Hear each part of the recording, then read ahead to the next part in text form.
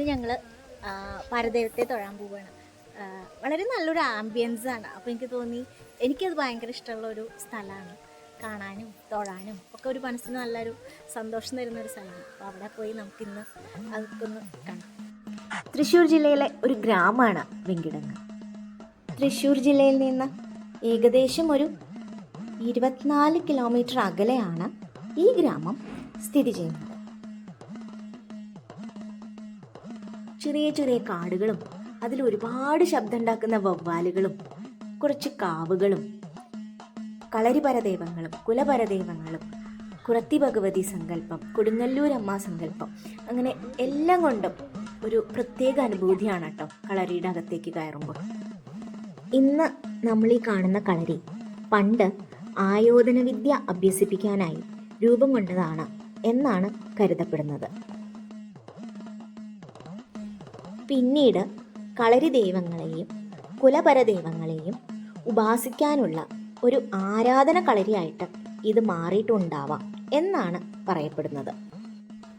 8 രക്ഷാദൈവങ്ങളാണ് കളരിയുടെ ഉള്ളിലുള്ളത്. ഇവരെയാണ് കളരി പരദൈവങ്ങൾ എന്ന് പറയുന്നത്.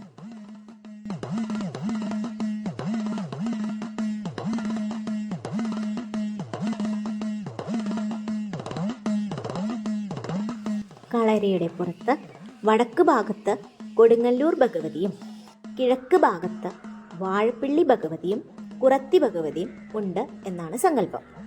വാഴപ്പിള്ളി ഭഗവതി ബാണലിംഗ രൂപത്തിലാണ് പ്രതിഷ്ഠ.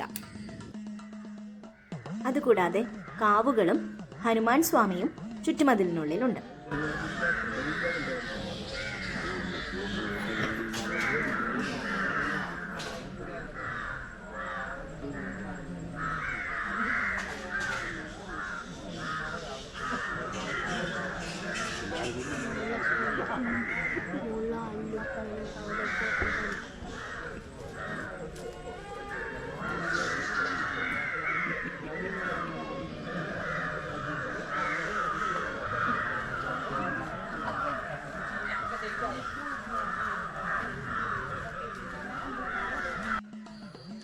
കളരിയുടെ ഉള്ളിൽ വടക്ക് ഭാഗത്ത് ഗുരുവായ ദക്ഷിണാമൂർത്തിയെയും ദക്ഷിണാമൂർത്തിയോട് ചേർന്ന വാസ്തുദേവനെയും പ്രതിഷ്ഠിച്ചിരിക്കുന്നു.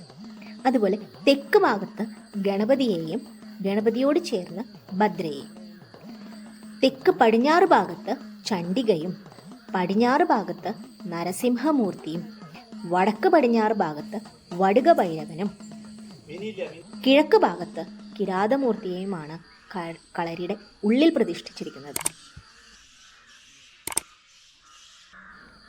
ഈ ദേവീദേവന്മാരാണ് 8 രക്ഷാദൈവങ്ങൾ അഥവാ കളരി പരദൈവങ്ങൾ എന്ന് പറയപ്പെടുന്നത്.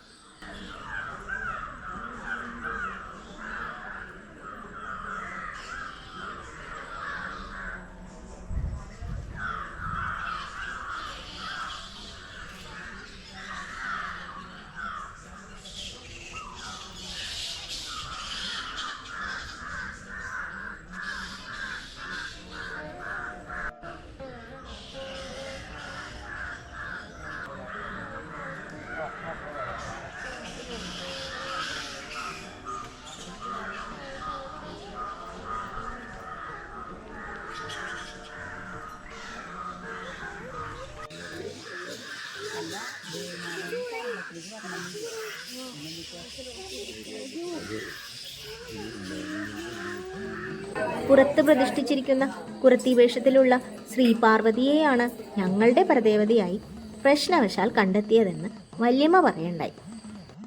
കൂടെ ഒരു രസകരമായ ഒരു കഥയും കൂടി പറഞ്ഞോട്ടെ. എന്തുകൊണ്ടാണ് കുറത്തി ഭഗവതി പുറത്ത് പ്രതിഷ്ഠിച്ചതെന്ന്. മലനായാടിയും മലങ്കുറത്തിയും ശിവനും പാർവതിയും എന്ന സങ്കല്പമാണ്. അവർ കാട്ടിലൂടെ ഉല്ലസിച്ച് നടക്കുകയായിരുന്നത്രേ. തിരിച്ചു വന്നപ്പോഴേക്കും നടടച്ചു. അങ്ങനെയാണത്രേ കുറത്തി ഭഗവതി പുറത്ത് പ്രതിഷ്ഠിച്ചത്. ഇതൊക്കെ ഓരോ സ്ഥലത്തെ ഓരോ കഥകൾ എന്നേ ഉള്ളൂ കേട്ടോ.